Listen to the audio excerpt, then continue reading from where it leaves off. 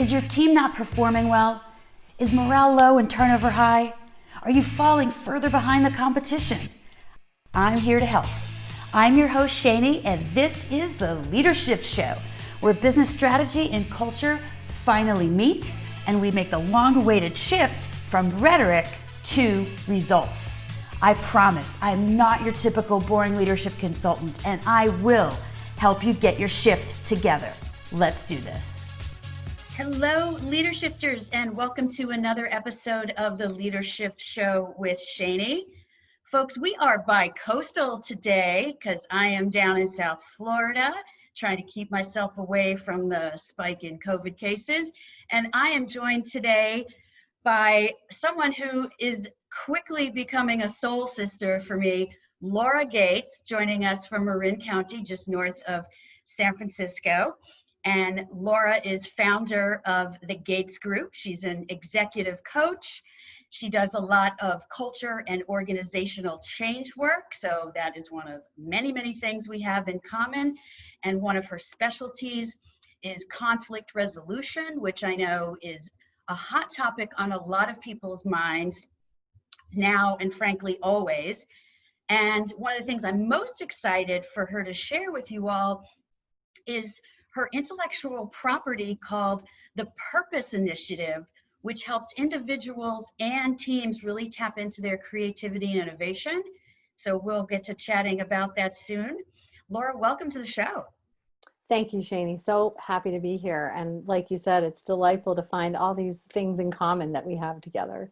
Exactly. Not the least of which I just shared with Laura before we started. She is the spitting image of one of my cousins on my mom's side of the family. So I feel like somehow, sister from another mister, or whatever the cliche is.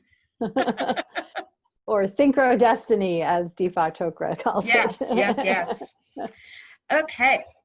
So we obviously have a lot in common in terms of what we're trying to help people accomplish in the workplace, both as individual leaders and leaders of teams. And I think, really we could have this conversation at any time in history and there would be something relevant to talk about. But right now there's so much juice between the pandemic, which has spilled over into lots of economic uncertainty, to put it mildly, right?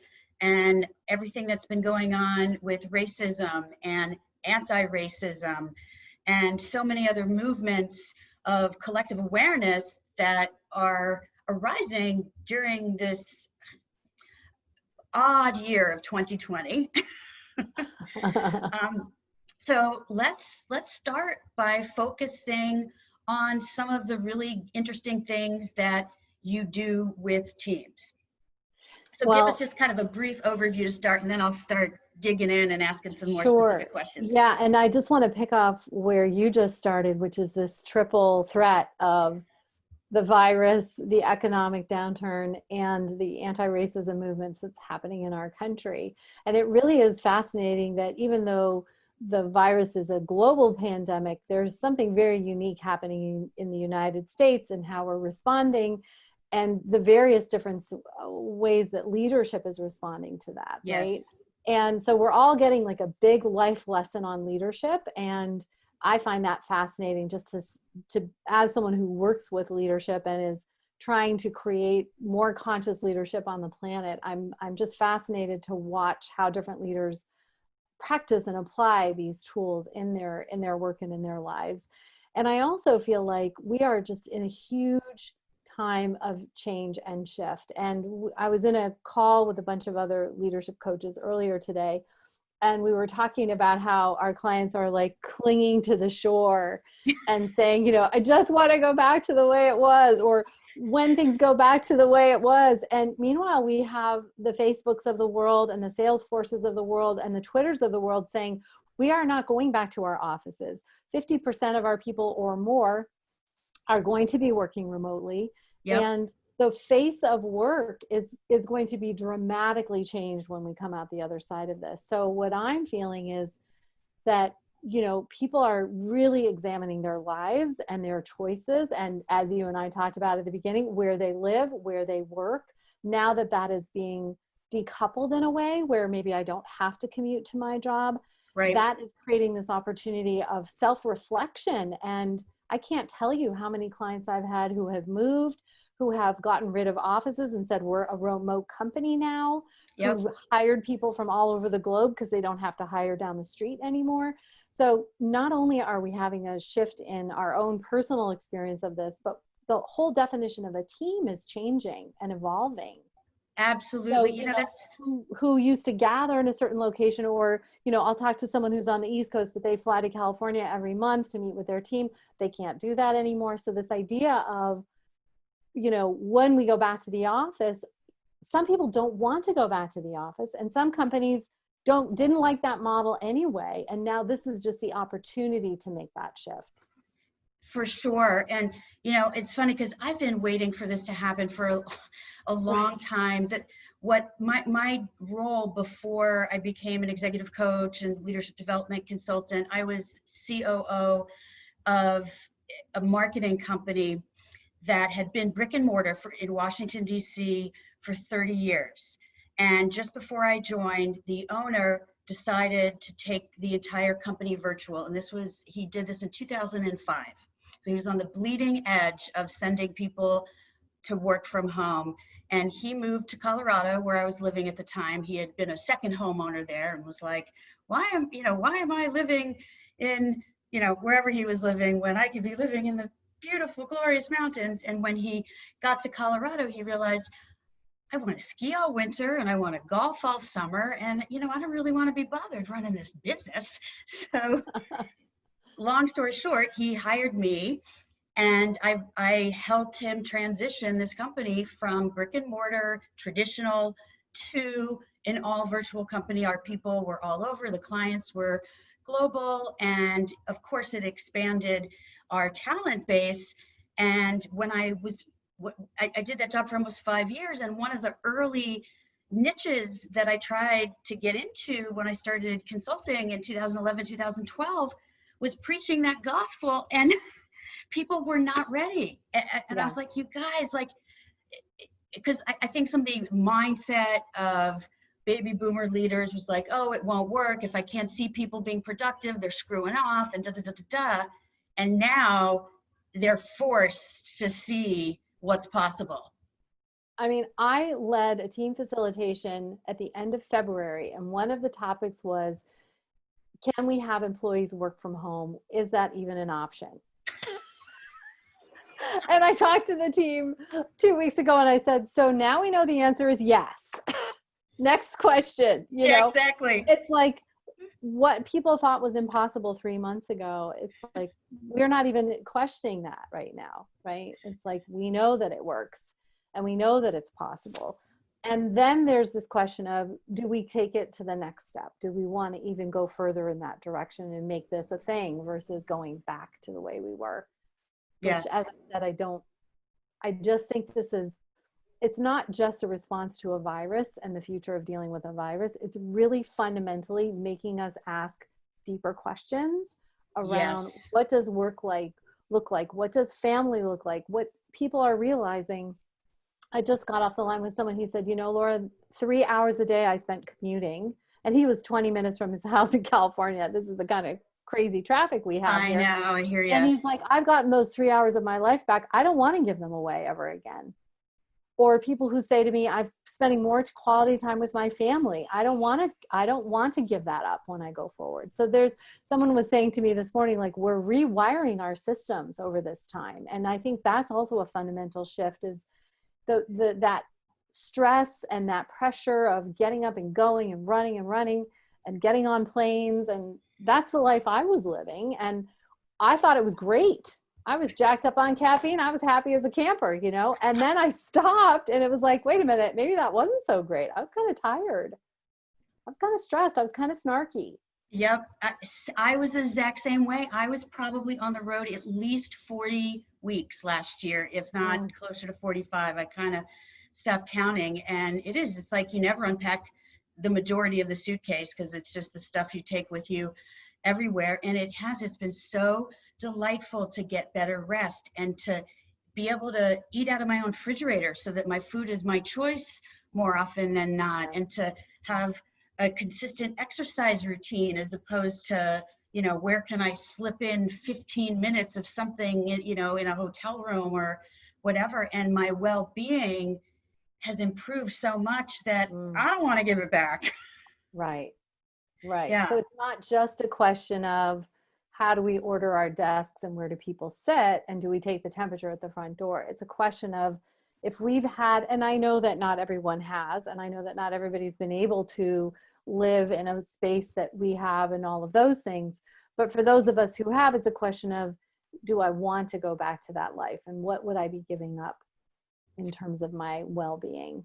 And do I even want to stay in the location? I've had at least 3 or 4 people in the last month who sold houses in California and moved across country and have just decided they want to be closer to family, or they want to go back to their roots, or, all kinds of decisions. Right. Or they want not to pay $1 zillion for, a postage stamp size house.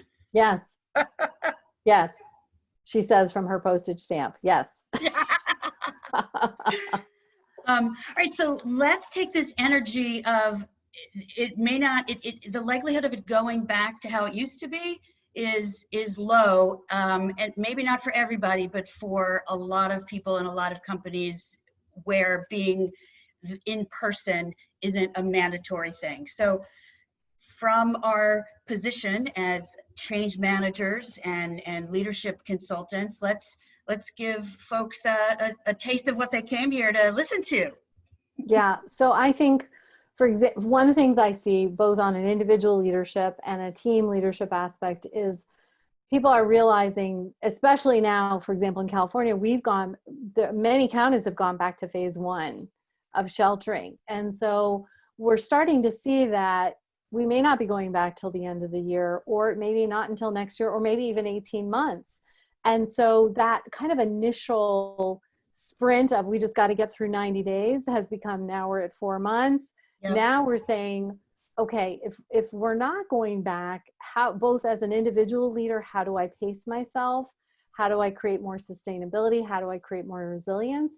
And as teams, what do we need to do as a team to get more connected, to be more co-creative, be more supportive, as opposed to what I've seen in the past few months is a little bit more like a survival mode, right? Like, how do we just get through this? How do we power through? How do we help our people power through?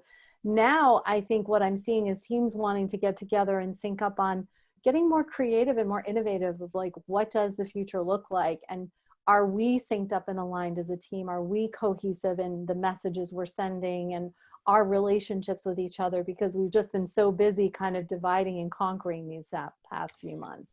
Yes, I love that, because it did seem initially in conversations like people were so caught up in the weeds of, oh, we got to make sure everybody, knows how to use Slack and, knows how to do breakout rooms in Zoom and, whatever for their team meetings, that they weren't seeing the forest through the trees and realizing like, this there's the tactical pieces of this, but we got to think a little bit more strategically and long term about how to keep the the engine purring on this team, and developing people with skills and continuing to nurture the relationships. So absolutely. Yes. I'm glad onboarding to see that you're new seeing employees. the shift.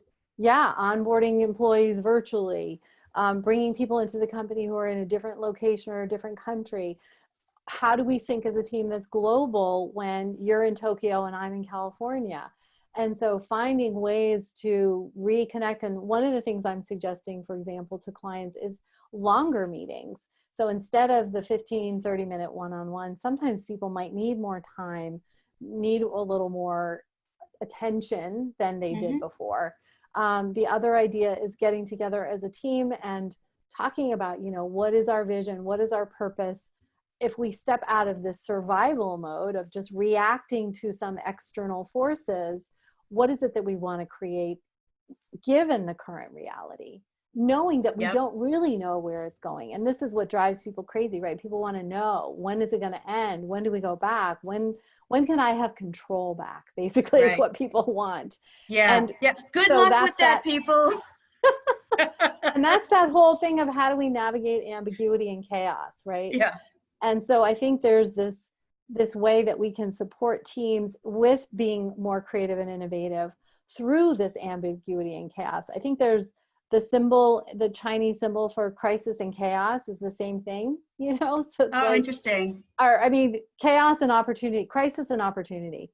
I think that's the same symbol. And you Okay. said that at the beginning, like we could see this as a crisis, or we could see this as a whole opportunity to shift something that I know a lot of people have been thinking about these things and experimenting with things, but this is really the chance to go full on with It is. It's a new ways of gift if you functioning. let it be, if you have the right mindset and about what you're learning and what you can do differently and what you value. So let's dive into one of the primary tools that you use to help teams tap into that creativity and innovation, pandemic or no pandemic, the Purpose Initiative. Yes. So walk us through so first of all, what's sort of the derivation of it, and Yes. walk us through anything you feel comfortable without, giving away the cow. Sure. And you can see examples of this on my website. So I'm not, it's not locked in a safe somewhere. I'm someone who likes to share. People can, use whatever tools that I put on my website. I have a whole leadership toolkit there that has lots of raw materials. And fantastic. But, it is kind of a funny story because I was speaking with someone and they were asking me about my coaching experience and my background. And then later on, I found out they said to someone, well, she doesn't really have a process. And I got kind of annoyed by that. And I thought, well, who gets to have a process and who doesn't? Yeah. And why can't I have a process if I want a process? How come I don't have a methodology? And I was on a flight from Santa Fe to San Francisco, and I just decided, well, and I don't know about you, but I got most of my work done on planes. So now I've got to figure out a way to replace that. But yes, I really forced myself to think about, in the 25 plus years of coaching that I've done with hundreds of clients for tens of thousands of hours, like what did I see the commonality for those who shifted? And it's basically three, I think, very simple and basic things, but applied to each person I work with. I see the coaching engagement. If you figure, like, let's say 6 months with someone or 6 months with a team, the first part of it is making the unconscious conscious. Mm-hmm. So becoming aware of our patterns, our beliefs, our fears. What are the obstacles that get on our way? And that's the work of self-awareness, emotional intelligence, and really taking a hard look in the mirror. You and I were talking about feedback instruments. This is where we look at, what's my Myers-Briggs type? What's my DISC? What are my colors? What's my Enneagram? What's my Berkman profile? Right. What's my leadership circle? Because by the time you and I coach someone, they're at a very certain level of leadership that they know, am I a tiger or a lion or a fish? They've been analyzed to death with all these things. So there's this level of, where do I get in my way, and how do I not let that stop me? Now, we could do a lot of analysis on that and root cause and where they came from, but because we're in the world we're in and because we're working with fast-moving companies, we have to shift that pretty quickly from self-awareness to getting out of our own way to acting and behaving in different ways. So the second part of it is disruptive experiments. And again, that's taking a page out of Silicon Valley. I thought of that after reading Elon Musk's biography, where I thought, boy, this guy is just fearless. Like, he takes his own money and he puts it into all these crazy ideas, and they're actually working. And I remember a time where NASA people would roll their eyes if you talked about this guy, and now they're putting stuff up in space together. So, this idea of being disruptive, and now we have a disruptive experiment called COVID-19, right? Yes, we do. So it's like we've been handed this disruption. What do we do with that? And the idea is, what I say, taking experiments to move the dial. So it's not like, oh, I'm going to quit my job and move across country, although sometimes that is it. But it's like, I'm afraid of having hard conversations. I'm going to start addressing things with people. Every day I'm going to give myself a challenge of having a hard conversation. Or I tend to procrastinate. Every day I'm going to do the hardest thing in the morning first. Or It could be, you mentioned exercise, that can be a disruptive experiment, not if we're doing it from a place of self-punishment, but from a place of, I want to try a different structure in my life.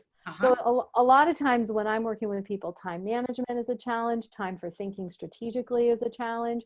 So I'll make them put their screen up on the Zoom call, and I'll make them justify what's on their calendar and why they need to be in their subordinates meetings, or mentoring someone who they haven't been working with for 20 years, who they just promised to mentor, or whatever the things are that are taking up their time. Yep. And that ties in a little bit to something that really impacted me, which was Gay Hendricks' book, The Big Leap, where he talks about operating out of our zone of genius.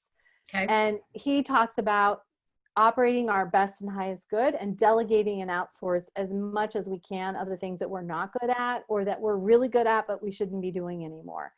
So one of the challenges that I tell my clients, and this is just between them and I, but I say, tomorrow you are fired from your job. You can no longer do that job because that job is your zone of excellence, and we need to get you in your zone of genius. So you need to delegate everything you're really good at to those great employees that you hired, who are perfectly capable of doing those things. And even if you're sitting there by yourself quietly with nothing to do, I want to see what the universe is sending your way, because you're so busy trying to prove how great you are, but you wouldn't be in this job and you wouldn't get the salary if you weren't great. What I want to know is what your genius is, and how do we unlock that, and how do we unleash that. And that's both true for individuals as well as teams, because if you're in a team meeting and everybody's trying to one up each other about how great they are and how they have the right answer and aren't they the boss's favorite, you're not going to unlock that collective genius in the team. Or if everybody's conflict avoidant and they're waiting for the manager to say something before they add their 2 cents, or whatever or the conflicts, like you mentioned, all those team dynamics, as Patrick Lencioni talks about, the 5 dysfunctions of a team, that get in our way of really being creative and innovative together. Absolutely. It's amazing what happens on teams, because they don't set the stage properly to begin with, and then they're cleaning up broken glass instead of, setting the table properly. Somewhat similar but mixed metaphors. Okay, so that's step 2, kind of this disruptive experimenting a la Elon Musk, and getting into action, see what happens. And so then what's step 3? We look in the mirror, we see this isn't working. As Marshall Goldsmith says, what got you here won't get you there. This isn't getting me there. Okay, so what do I need to do? How do I disrupt that? And so we try these experiments, and what people notice is, wow, I have more time. I have more space. I'm less emotionally reactive.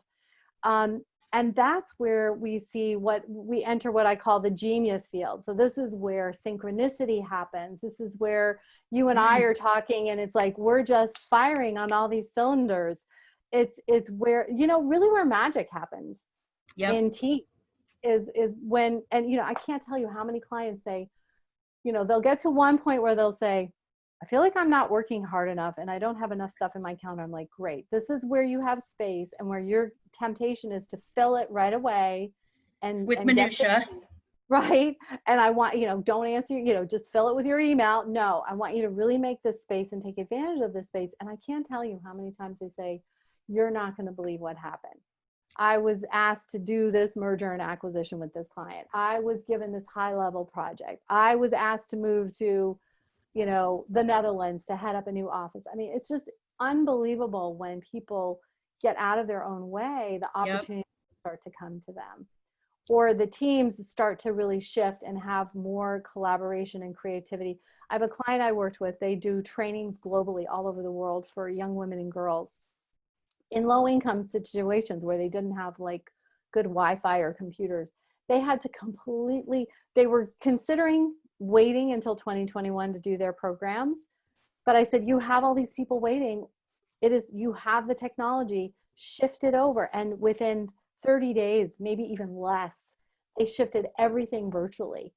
And, the creativity that created, the energy that gave them, instead of being stuck with the victim of oh, we can't do this, we're going to have to scale back our staff, we're going to have to cut our programs. They just completely shifted into this more creative, innovative, how do we make it happen mode. And they did it in a fraction of a time that most companies would have taken. Good for them. And let me pause right now to address the watchers and listeners. Did you hear that? This particular organization not waiting for life to return to normal, because guess what? It isn't going to return to normal anytime soon, if ever. And there are ways to pivot whatever you were doing in person, whether it's offsite or team coaching, to virtual. Like, we can handle it. And there are so many benefits of continuing to have these conversations versus just waiting. So if you're in an organization that's sort of frozen learning and development, or is not doing conferences and not doing offsites, or even any sort of team building, like, reconsider that stance, because it's a mistake. Right? Okay. Yeah, it is really interesting. The clients who say to me, you know, I've had clients who've paused everything, and I have clients who say, this is my lifeblood. Like, I need this more than anything. So it does, I'll just say, sometimes feel a little short-sighted to me when we axe the programs that are about helping leaders and their well-being and their ability to navigate these times, right? But we'll see how that all turns out in the end. Yes. Okay, so let's talk about the ugly face of teams, which is a reality, and some of your tips and tricks and recommendations for conflict resolution. And I'll just share with the folks who are listening, there was an article written about your process called Cleaning Up Corrosive Interpersonal Dynamics. I just think that is so colorful. I love it. Corrosive. I know. Yeah. Well, and one of the things I do is I send that to clients for a homework pre-read, and I always say, I know it's not this bad. The title is a little bit provocative, so I'm not saying you guys are corrosive, but just read this article. So there's a couple things that I see. One is, I remember I was facilitating a team, and these were a group of founders who'd worked together for, like, I don't know, 20, 30 years. They'd known each other since college. And for the last 3 years, there was just some tension in the team, and they weren't as effective together. And when 3 years. 3 years of tension, yes, after 30 years of working together. And when we sat down and talked, and, we were just like in a living room having a glass of wine, we had a very low-key conversation, just the founders. We took them outside from my hunch was to take them away from the rest of the team for a couple hours. And, it was one thing that happened in a board meeting where one guy kind of looked sideways at the other guy and said something, and that guy started shutting down. And ever since then, he was just like withdrawn and disengaged.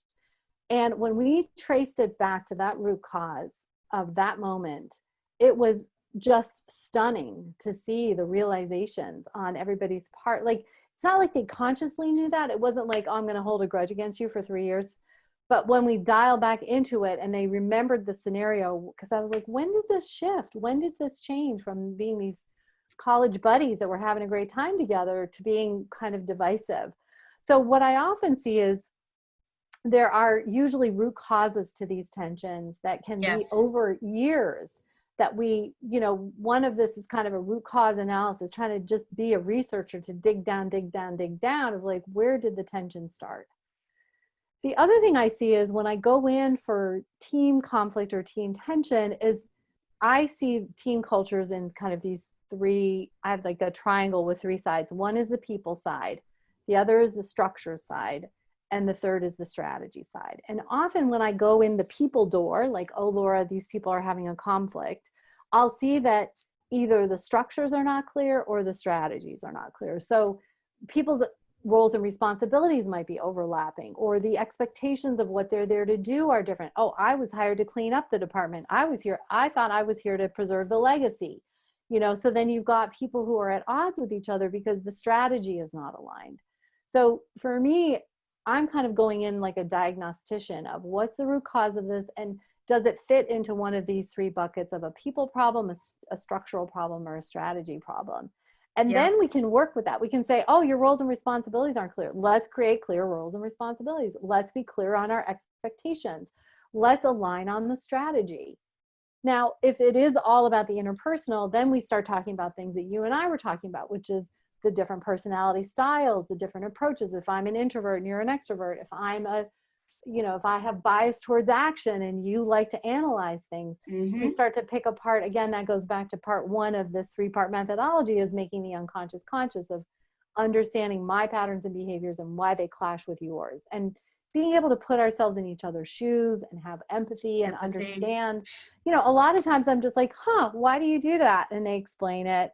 So what happens when they do it that way? And then they, and they're just able to hear each other because I'm asking just out of curiosity. I don't have an agenda. I'm not trying to be right. I'm not trying to take sides. And then they're hearing each other through me asking the questions. They're like, oh, I didn't know that you were like that because of what happened to you 6 years ago. I didn't know that I made you anxious because I talk in a really loud voice. These often simple little things that cause these rifts with people. Right. And that scenario is exactly what coaches do. People sometimes mistakenly think that coaches are consultants or that coaches are therapists. Well, we're neither of those things. While we might use some of those techniques, right? And some of the coaching might be for the goal of deriving some consultative decisions or what have you. A real skilled coach is only asking the right questions and getting people to talk to each other, which still boggles my mind, doesn't happen nearly as often as it should. It's like one of the things I say is lack of communication is the plaque that clogs the arteries of the corporate body. And it sounds obvious, but we can't just take a statin in an organization and get rid of the plaque, right? We actually have to do we have to find the root cause and go in and shift things around. So I love that. Okay, so just recapping what we just heard, folks, if you've got something even mildly corrosive happening on your team, like calmly say, you know what, something's not working. When did this start? Like, can we just independently think back? When did we notice this tension just started? So we can identify the root cause of it, right? Because if there's a problem in engineering or manufacturing, damn well you're going to do your 5 whys of Lean Six Sigma and figure out the root cause. We have to do the same thing in interpersonal relationships, and then figure out which lever needs to be pulled, and maybe it's all 3 levels: the people, the structure, or the strategy. And what's funny, again, like so simpatico, you use a triangle, I use 3 circles that intersect, and it's people, process, and people, process, and oh my God, I can't even remember my own third P. It's for purpose, which is, part of the strategy. Yeah, and that's in the middle of my triangle is purpose.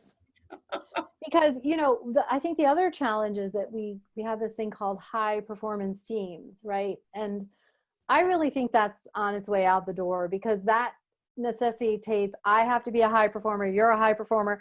And that just feeds that same, I've got to be number one and outperform you and be the best. Right. And I only look good by making you look bad, or Right. Versus, a purposeful team that wants to positively impact their stakeholders and add value and make a difference for people.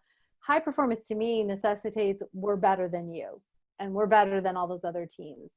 So having a purpose of adding value, contributing, making a difference, being of service to our clients and our colleagues and our peers, that creates a different paradigm. Yeah. And not for nothing, but now is the time. If you don't feel like your team has a purpose, or you think the purpose is outdated at this point, or just not resonant for your team, now is a great time to revisit your purpose. Oh my gosh, so Re-examine many your people's values, purposes folks. must have expired by now. Yeah. Oh, I mean, you and I were talking about just even our own business purposes have changed, you know? So yeah, it's, if we're not regularly, I mean, I don't even do that much strategic planning anymore because I feel sorry for the people who invested tens of thousands of dollars in strategic planning in December and had to scrap it all by by March. So right. Yeah, yeah, exactly. I know. It's like you can't even count on consistency in a quarter yeah, anymore. yeah, You know, it used to be, exactly. what's the 10-year plan, the 5-year Yeah, plan, you know, yeah. who the hell knows what the 10 and the 5-year plan are? If I'm going to ask anyone, it'll be someone we referenced earlier. It's going to be Elon Musk, and maybe he could tell me whether we're going to have an office on Mars or not, Right. and how much it'll cost to get there in one of his shuttles. Right, right. Well, I know people who Oh, know those answers, so so yeah. good.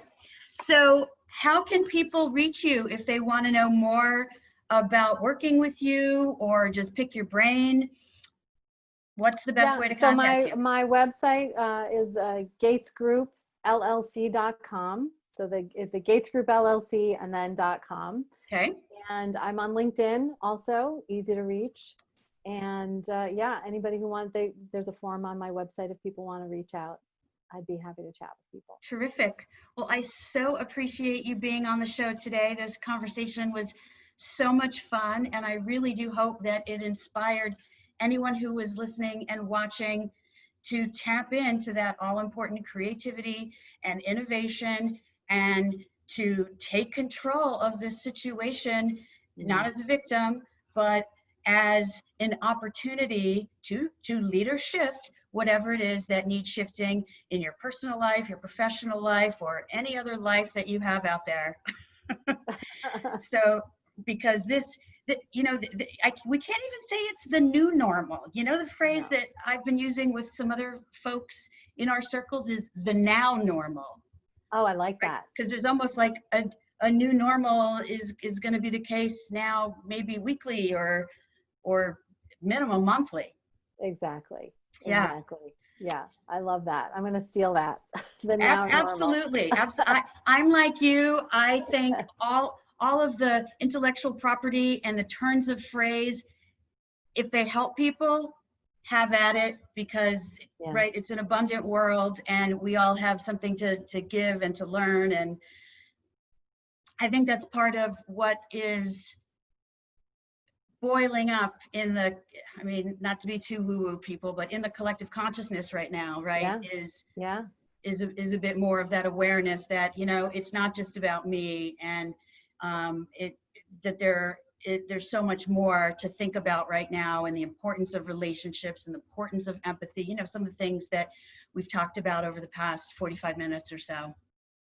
So thank you Absolutely. again, Leader Shifters. As always, thanks for listening or watching, however you tuned in, and we will see you again next time. Mwah. Thank you, Shani.